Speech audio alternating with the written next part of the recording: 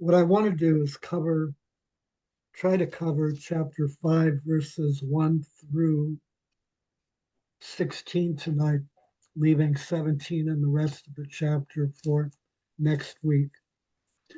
So let's read the first 16 verses, which I think we should be able to cover tonight. Do not rebuke an older man, but exhort him as you would a father. Treat younger men like brothers, older women like mothers, younger women like sisters in all purity. Honor widows who are real widows. If a widow has children or grandchildren, let them first learn their religious duty to their own family and make some return to their parents, for this is acceptable in the sight of God. She who is a real widow and is left all alone has set her hope on God and continues in supplications and prayers night and day, whereas she who is self-indulgent is dead even while she lives. Command this so that they may be without reproach. If anyone does not provide for his relatives, and especially for his own family, he has disowned the faith and is worse than an unbeliever. Let a widow be enrolled if she is not less than 60 years of age, having been the wife of one husband, and she must be well attested for her good deeds as one who has brought up children, shown hospitality, washed the feet of the saints, relieved the afflicted, and devoted herself to doing good in every way. But refuse to enroll younger widows, for when they grow wanton against Christ, they desire to marry, and so they incur condemnation for having violated their first pledge. Besides that, they learn to be idlers, gaddling about from house to house, and not only idlers, but gossips and busybodies, saying what they should not. So I would have younger widows marry, bear children, rule their households, and give the enemy no occasion to revile us. For some have already strayed after Satan. If any believing woman has relatives who are widows, let her assist them. Let the church not be burdened, so that it may assist those who are real widows. So we have the phrase real widows 3 times in a relatively brief passage. So what do you think, Carmen? I don't know. I guess I'm an old widow. Am I a real widow? So we just pray Yeah. and do, what is it? Um, do good for others and whatever. Well, that's all in past tense, so that's Oh, well, yeah. not an So I don't expectation. have to do it anymore. Yeah, exactly. No, actually, the big thing is that within the social context of the first century, 60 is old. Not many women live to 60. I don't think my grandparents did. I don't know. Yeah. Um, and I mean, this is 2,000 years ago. Um, so, so in a lot, I mean, if we compare this to, Paul's other, so he's urging young widows to remarry. Elsewhere, I mean, we'll look at it later, he prefers for them to be celibate.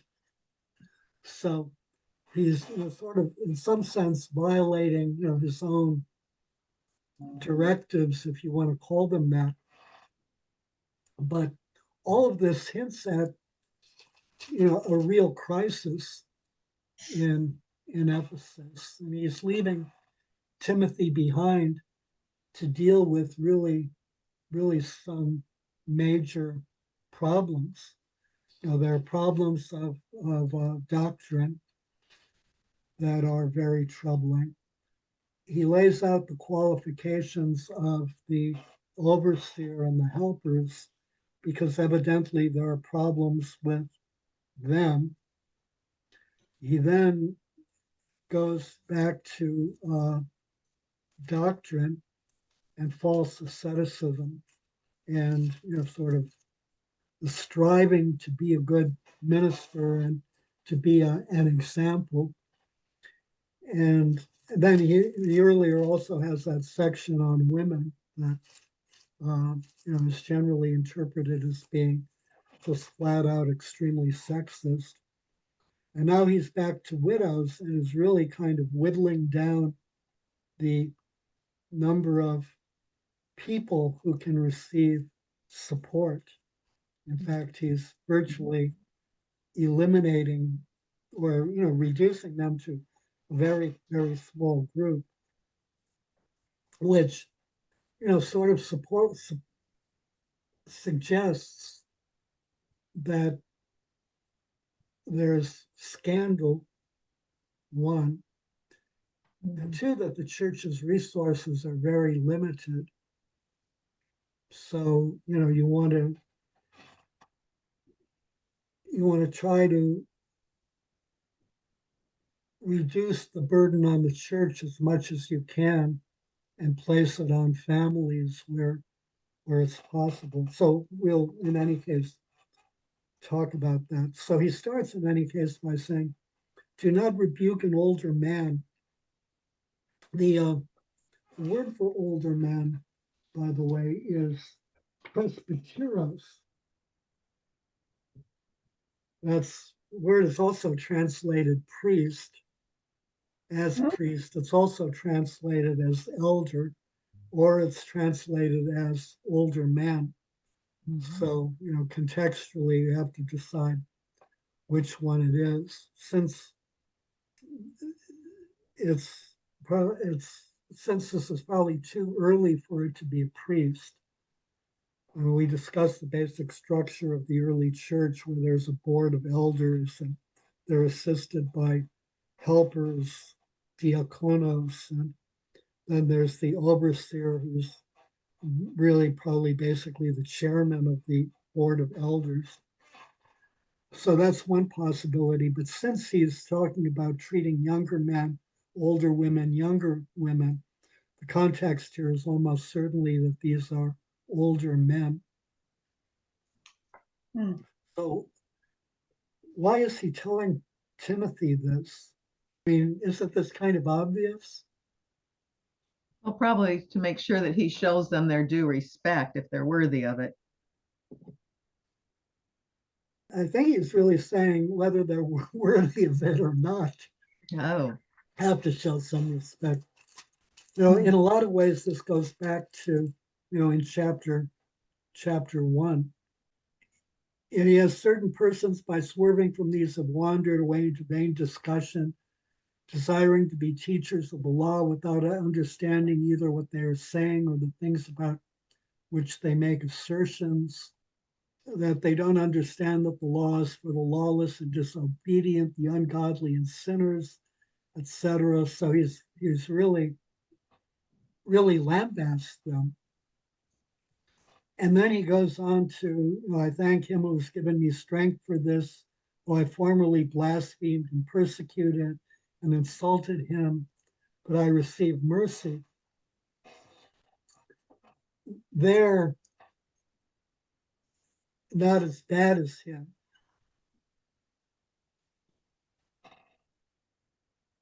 So the possibility of mercy is present. Mercy is available and transformation is available. And then later he says, among them, by rejecting conscience, certain persons have made shipwreck their faith, among them Hymenaeus and Alexander, whom I have delivered to Satan, that they may learn not to blaspheme. So he's saying that he didn't see any alternative but to excommunicate them, to hopefully teach them not to blaspheme and to draw them back into the faith. So there's an element of, the recognition that God is merciful. And so that you have to, regardless of how, outrageous circumstances might be, or however angry you are at them. And, Paul is clearly angry about this. I mean, his language is, sort of rather harsh. In relating to them, you have to be respectful if you want to accomplish anything. So that hints at, very conflict ridden situation in Ephesus. Also notice the kind of family imagery. Younger, older men are like fathers, younger men are like brothers, older women like mothers, younger women like sisters. But then he has in all purity. What does that mean? And why does he need to say that? Following the laws of the church. Well, in some sense, I mean, I think, you can argue that Paul doesn't really believe in the laws of the church. He believes in conscience, which is to say, the laws that are written in our heart. Mm-hmm. But so why in all purity?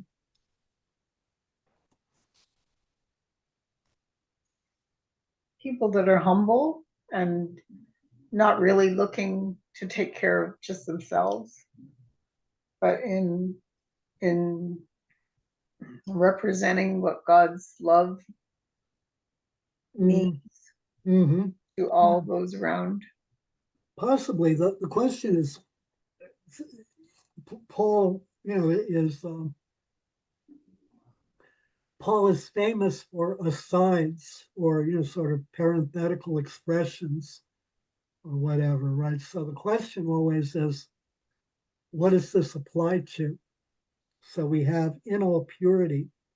Does in all purity apply to the entire paragraph, or to exhort as you would a father, an older man as a father, younger man as a brother, elder woman as a mother, younger woman as a sister? Does the in all purity apply to all of that? Or does the in all purity apply to only younger women like sisters? Should be everybody.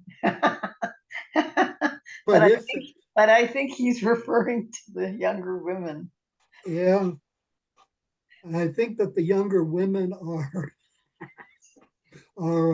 they that learn to be idlers, gaddling about from house to house, and Oh, I not only know. idlers, but gossips and busybodies, saying what they should not. For some have already strayed after Satan. So they're not busy having babies and taking care of their household. So their Yeah, temptation to the well, priests and the men, younger men in. he talks about them abandoning their, commitment to chastity, or abandoning their commitment to Christ. Uh, and And to their wedding vows. I mean, if they're out there. well, if your husband is dead, you can, remarry. That's legitimate, Right, but still. unless I mean, it all depends on what you're doing and whether you've, sort of taken a vow of chastity. But this really hints Or you at, could be out there breaking households. you could be, well, purity, I think, means to be cognizant of appearances and, the the possible, sexual implications, appearance of your relationships, that you have to be careful about that. And, um, it clearly that continues to be true today. You have to be very careful. Mhm. When it And talked about, the about that it takes a burden off the church to have to take care of the widows if they do remarry, or if they have families to take care of them. So it puts the onus on the women to have lots of children to take care of them when they're widows and they have some place to mm, be. That it's the mm, duty of their children to take care of her. mm-hmm, right, right. The question here is, so treating people with respect is, um, I mean, Paul doesn't provide any real theological justification, but I mean, the implicit theological justification is that all people bear the divine image, and so Mhm. all people are worthy of being treated with respect, regardless of who they are and what they've done. Yeah, You because he know, doesn't make any exceptions. right? The in all purity, is in some ways a. I mean, one can argue that it's sort of theological, but it's much more practical that appearances of impropriety profoundly damage the church.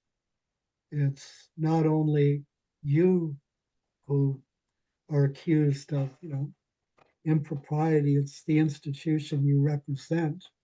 So, Mhm. the priestly scandal in the Mhm. Catholic Church did enormous damage.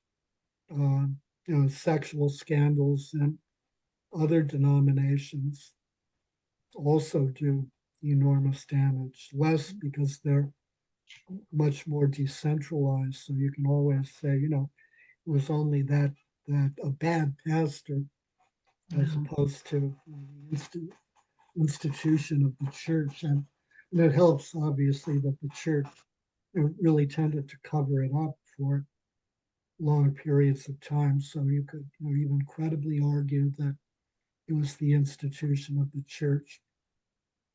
But that stuff does enormous damage. Even an individual believer, misrepresenting Christ does enormous damage.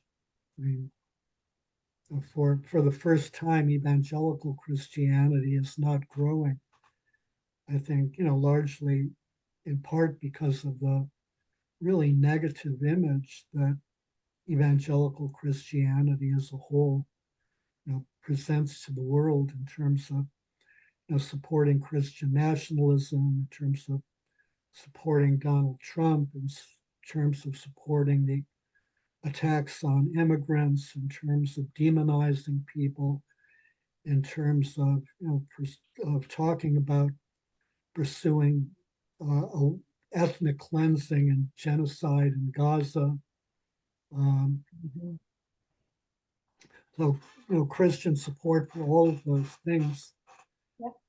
tends to make people who are not believers not want to be anywhere near Christians because they're evil and immoral. And I mean, that's a clear message. So that as Paul would say, their consciences have been cauterized, so they don't know the difference between good and evil. And it's not even that they don't know, that they confuse the two.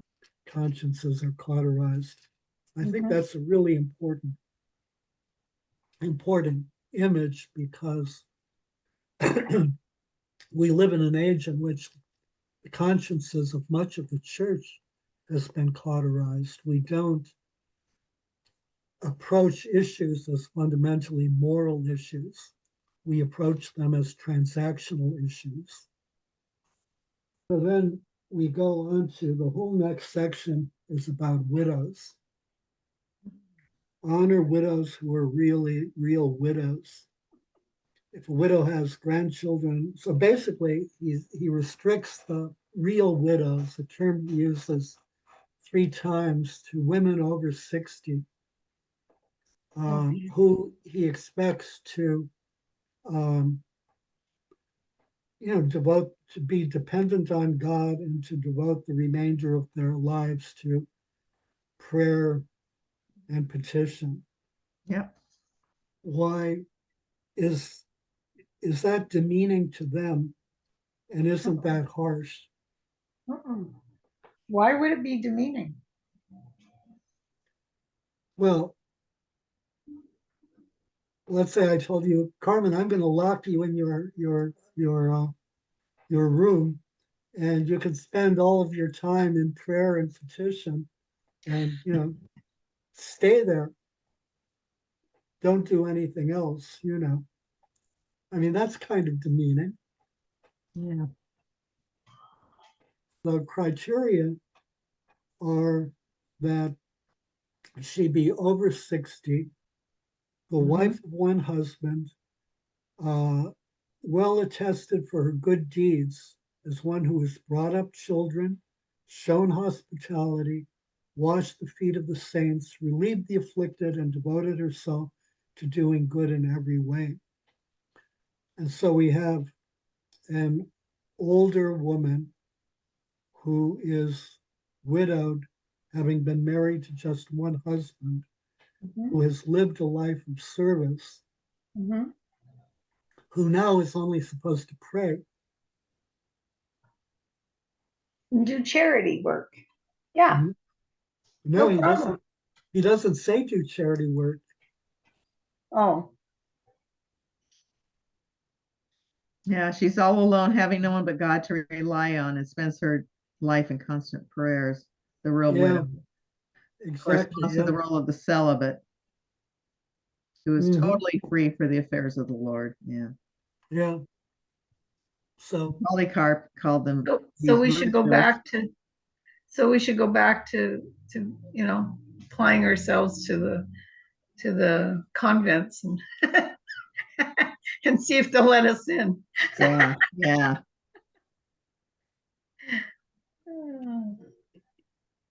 yeah, and we Well, now we have time. we all We're not as physically active anymore anyway. I mean, we've slowed down a bit. Right? So yeah, more than a bit. yeah, Mm. I know. So the big thing is that, in its context, 60 is very, very old.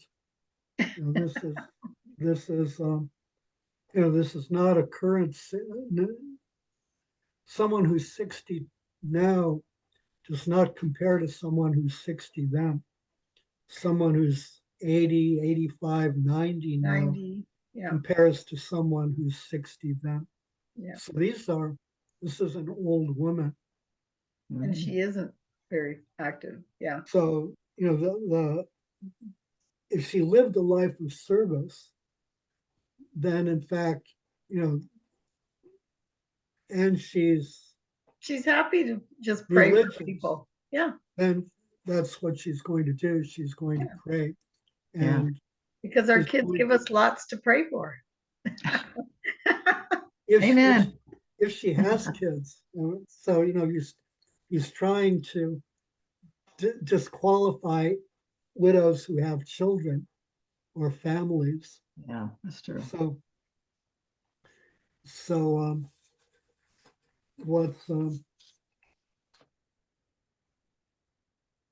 what's striking about that? So the question is, are these rules or are they something else?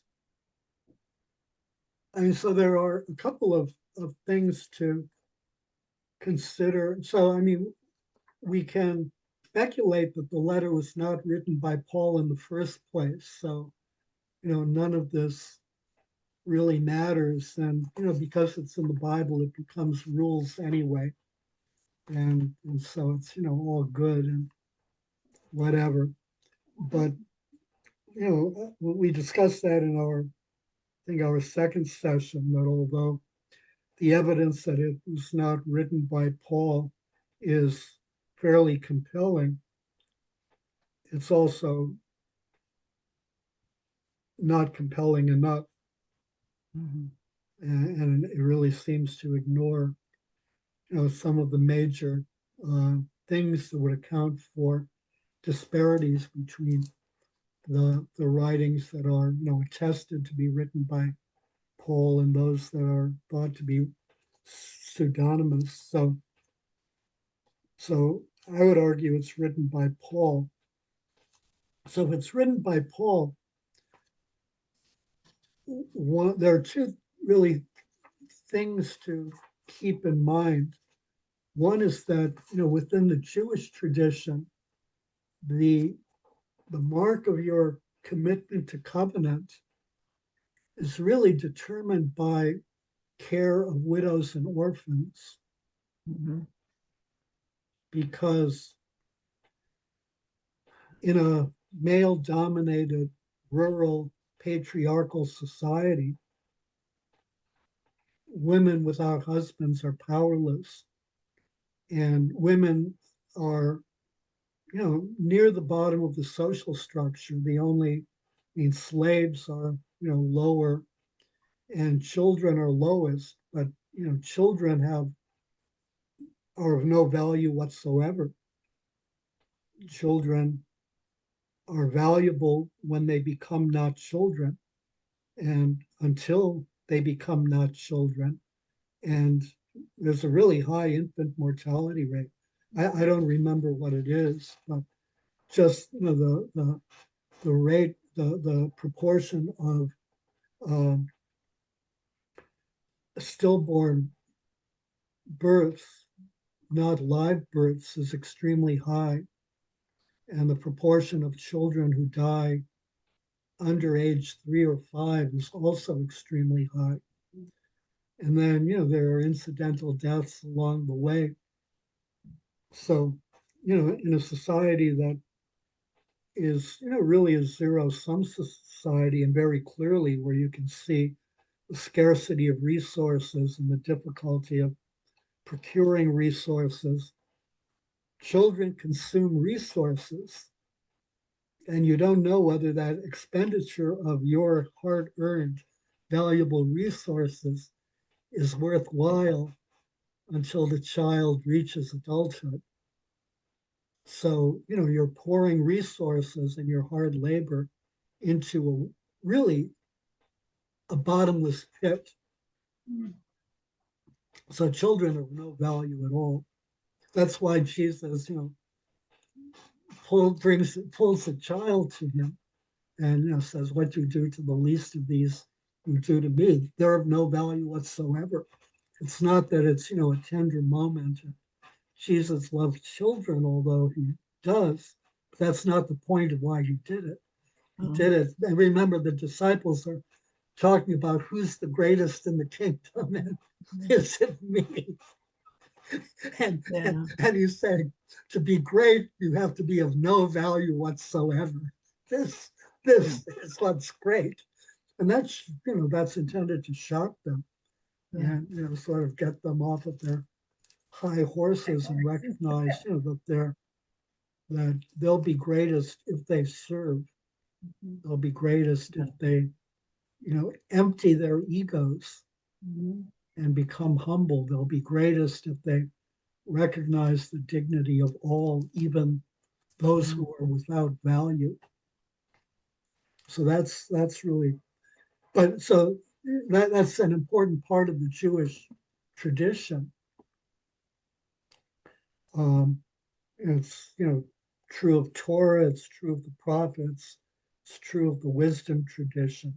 It's kind of pounded in by all of those. The second thing really to keep in mind, so we see, sort of sloughing off of, no support for these widows, no support for those widows, no support for these widows. We end up with a handful. There may be, 2 or 3 or 5. But the problem is that Paul is an incredibly generous person. He urges generosity. He urges radical giving. So this is really striking. So in both First and Second Corinthians, he's constantly concerned about a collection for the church in Jerusalem, where there was a famine, and also takes up the collection in Macedonia and Achaia. So he makes that sort of a major cause. In Second Corinthians chapter 9, this is incidentally a really favorite prosperity gospel teaching. Verse 6, the point is this: he who sows sparingly will also reap sparingly, and he who sows bountifully will also reap bountifully. Each one must do as he has made up his mind, not reluctantly or under compulsion, for God loves a cheerful giver. In other words, God loves for you to love to give. Mm-hmm. So you make up your mind freely to give generously. And God is able to provide you with every blessing in abundance so that you may always have enough of everything, may provide in abundance for every good work. As it is written, he scatters abroad, he gives to the poor, his righteousness endures forever. So God loves a cheerful giver. It's interesting, incidentally, that's a favorite prosperity gospel, because although it talks about abundance, it doesn't talk about wealth or money. Yeah. It talks about abundance for every good work. Right? It's the abundance so that you can do the work of the kingdom that may not be material abundance at all. Yeah. In fact, it may involve an abundance of suffering. It may involve an abundance of hatred and barbs against you. It may involve an abundance of attacks, but it is an abundance for every good work. And then his quotation from scripture: he scatters abroad, he gives to the poor, his righteousness endures forever. The gifts and the graces of God have nothing to do with you. They have to do with the impact that you have, and they have to do with God, because it's God's righteousness that endures forever, not yours. Yeah. So, so, so the thing is that Paul, is really very generous, but clearly he's not here. So that really suggests that there is a problem contextually in the community in Ephesus. It's not that he's laying down rules. Younger women like sisters in all purity. So, it sounds as if the implication is that, Timothy should know this, but it kind of had better be repeated because there's a difficult situation here. You have to have an extra measure of caution, more than you would anyway, because this is a powder keg. He then has, but refused to enroll younger widows, for when they grow wanton against Christ, they desire to marry, and so they incur condemnation for having violated their first pledge. Besides that, they learn to be idlers, gaddling about from house to house, and not only idlers, but gossips and busybodies, saying what they should not. So I would have younger widows marry, bear children, rule their households, and give the enemy no occasion to revile us. So give the enemy no occasion to revile us means that, their behavior is inappropriate is shocking others, is compromising the church, is probably compromising the leadership. And so the enemy is obviously Satan. And Satan uses that to point to the church as, a horrible example where there's all sorts of promiscuity and sexually inappropriate behavior and, possibly corruption and a misuse of funds. And so that becomes a problem. I mean, that becomes a severe problem. It also, one of the ways that that can easily be expressed is that the money dries up, Mhm. right? So so if you have a lot of widows, you're going to need to try to reduce the number who are supported by the church very substantially because resources are limited. And also because if you continue, investing resources in everybody, then you continue to fuel the problem of, corruption, promiscuity, inappropriate behavior, and you just create a vicious cycle. Mm.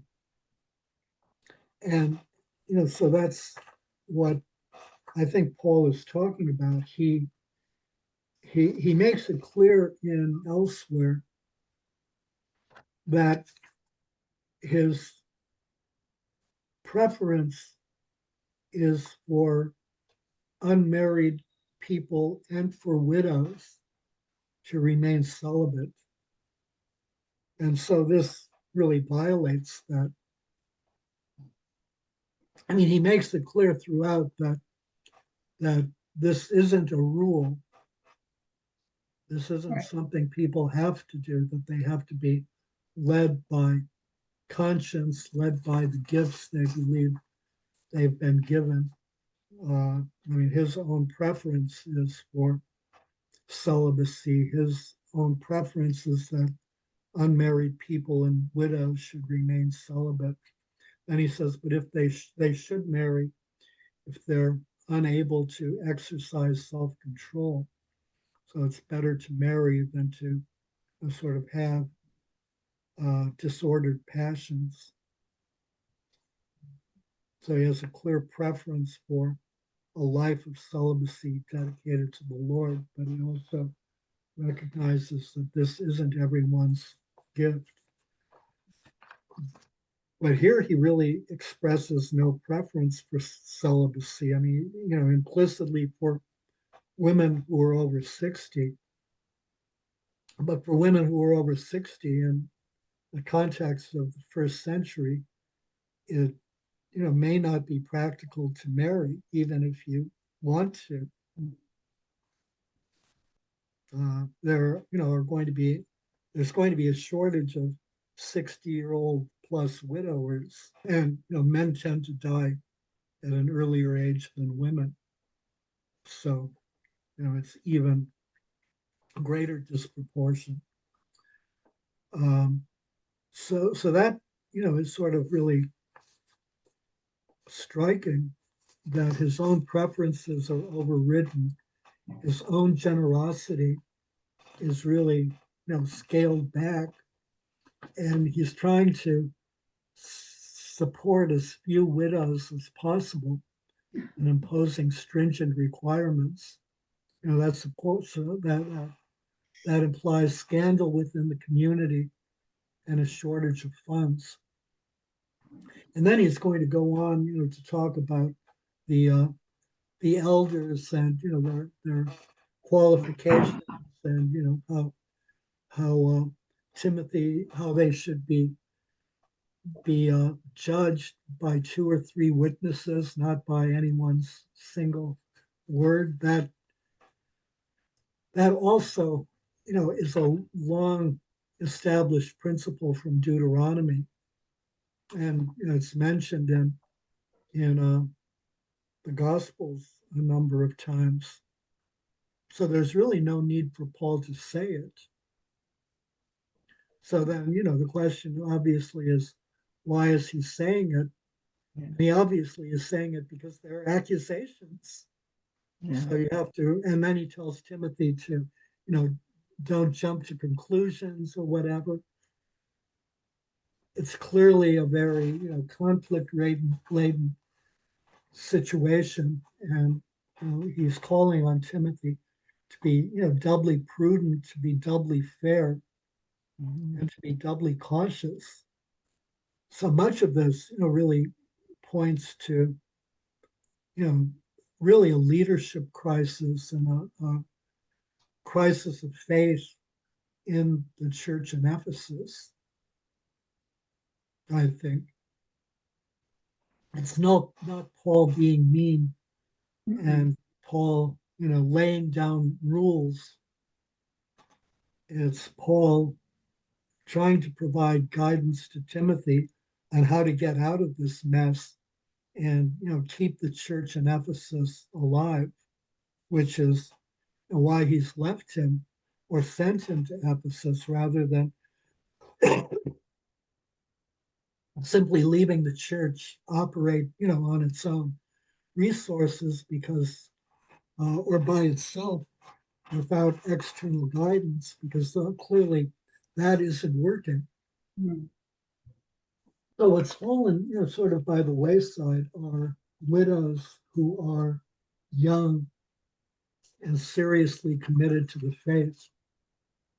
He just sort of doesn't address them. No, it's He true. puts sort of everybody in either of two buckets. Uh, you have relatives, family, and they're obligated to support you. And implicitly, he's talking about, and that's another issue. He's implicitly talking about Christians. And in those days, the family didn't disperse like it does today. Right. In those days, you grew up in one community and that's where you lived your whole life. So, To a degree. I mean, yeah, you didn't travel. Ephesus may have been a little bit different because it had a fairly large migrant population. Okay. It was at But you the probably had family around.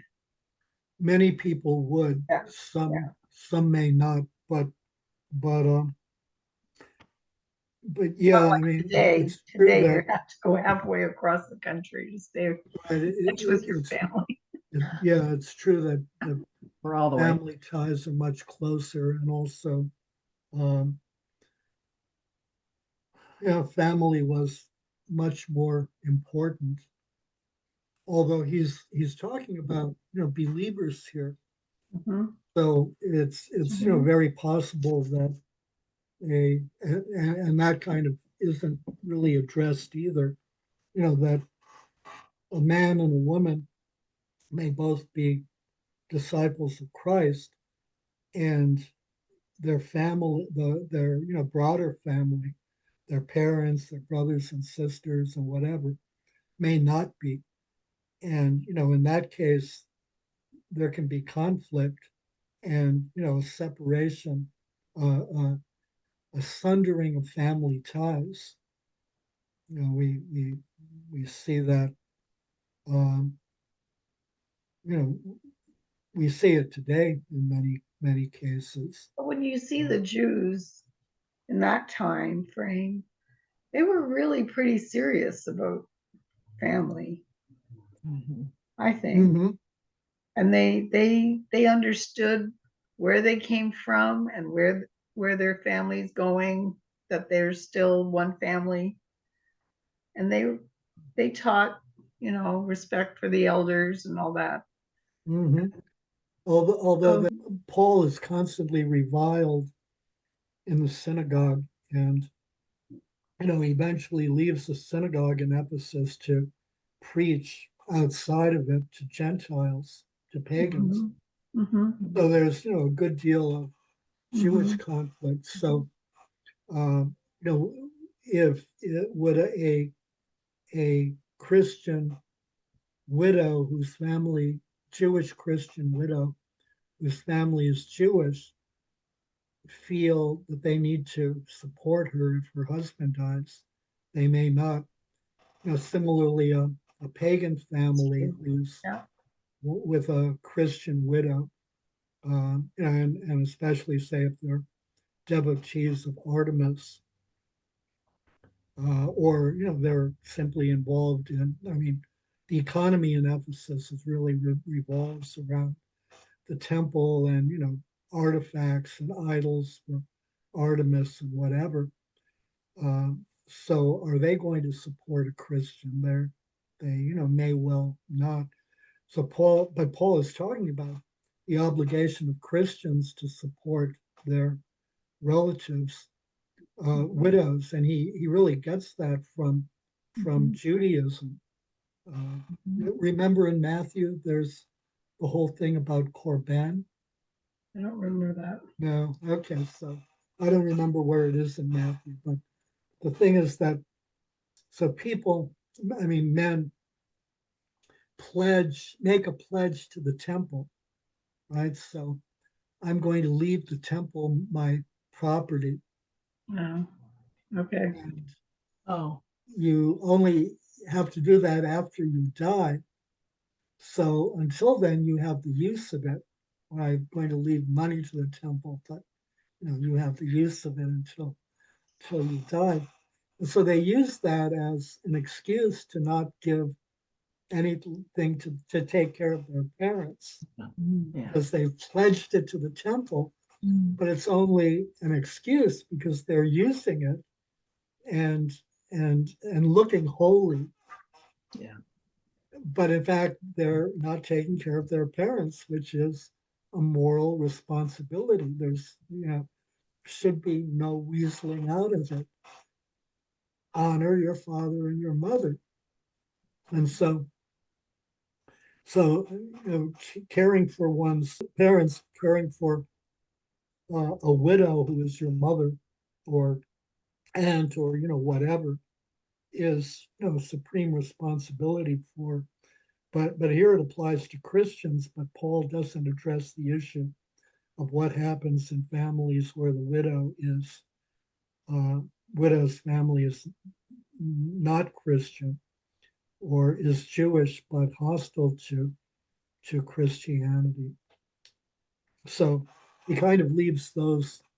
He doesn't address those, but I don't think necessarily that this is meant to be kind of an all-encompassing piece of guidance. This is really an attempt to try to make available resources correspond to the number of widows or the number of widows who can be supported correspond to available resources. And I mean, I think it's up to Timothy to try to figure out the areas that Paul didn't provide guidance for. So I don't know that he can really be faulted for that. I don't think, um, I mean, he's really, I think he's really, sort of tried to provide guidance without very explicitly identifying the sources of the problem, which is why, these things are always turned into moral absolutes and into rules and laws, when that's not really Paul's intent at all.